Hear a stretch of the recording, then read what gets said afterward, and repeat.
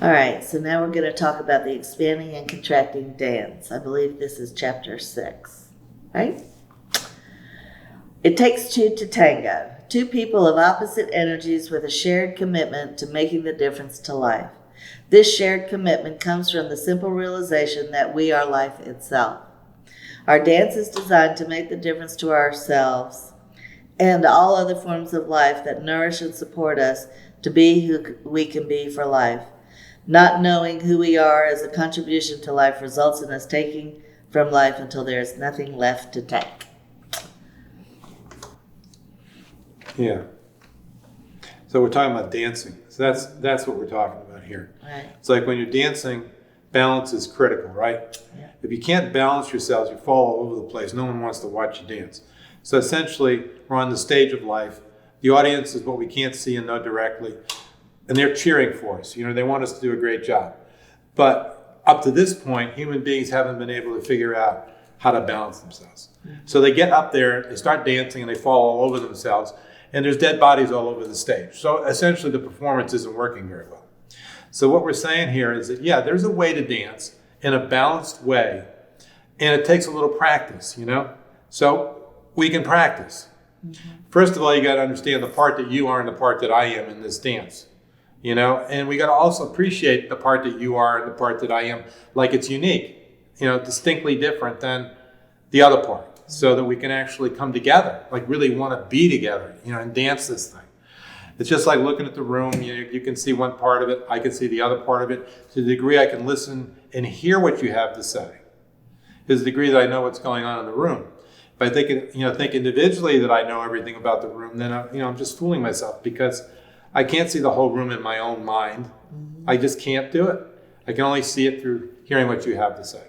So that's kind of like what the dance has to be. This kind of, okay, I'm going to wait over here and hear what you have to tell me, and then you're going to wait over there and you're going to hear what I have to tell you. So that essentially it's like you're stepping back when I'm stepping forward, and then, I'm stepping back when you're stepping forward. So there's this kind of, give and receive thing going on here, I'm allowing you to contribute, then you're allowing me to contribute, and that's what's going on, in this dance. And it can be effortless at some point, mm-hmm. because we know that we're in it for each other, mm-hmm. not to be right, or anything. It's not a mind-driven thing. This is a heart-driven dance, where it's just I'm the opening and you're the opening for life to work. Right. What can happen in this process? What can we get to see in this process? What can we see that we never knew that can show up when we disappear in this process individually? What can life be like, for us as we dance through it this way?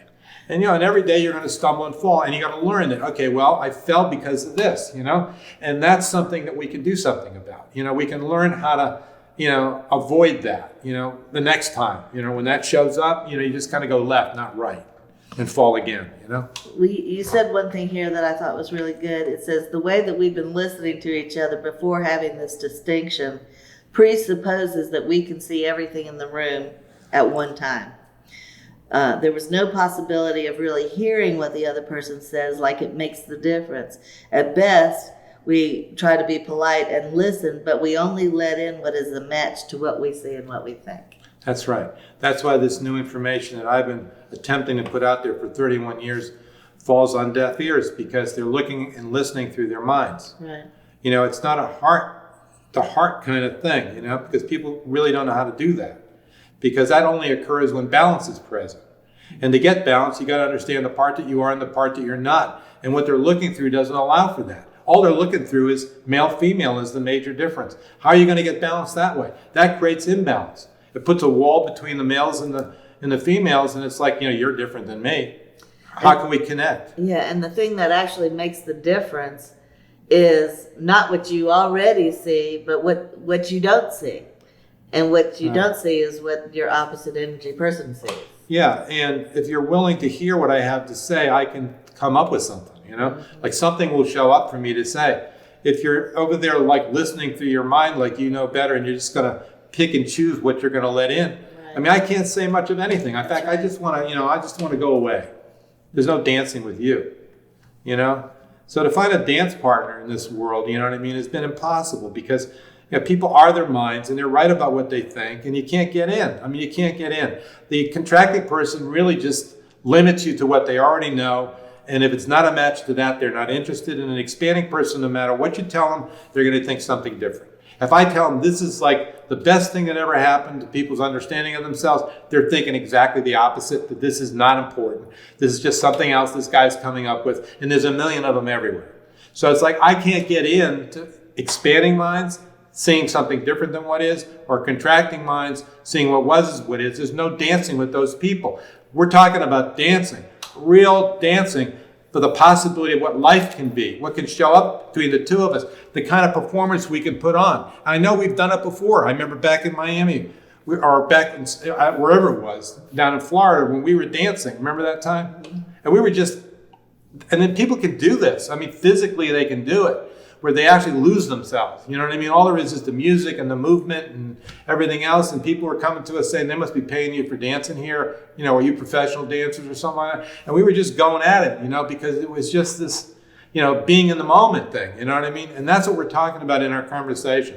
It's really about being in the moment. And you disappear as an individual. All that's left is the dance.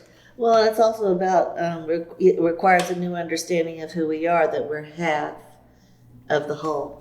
Yeah, to provide that understanding makes the difference to how well we can, what we can achieve together. You say this moment of balance is really a balance in space and time, creating energies, a balance in space and time that allows for another dimension of consciousness to be accessed.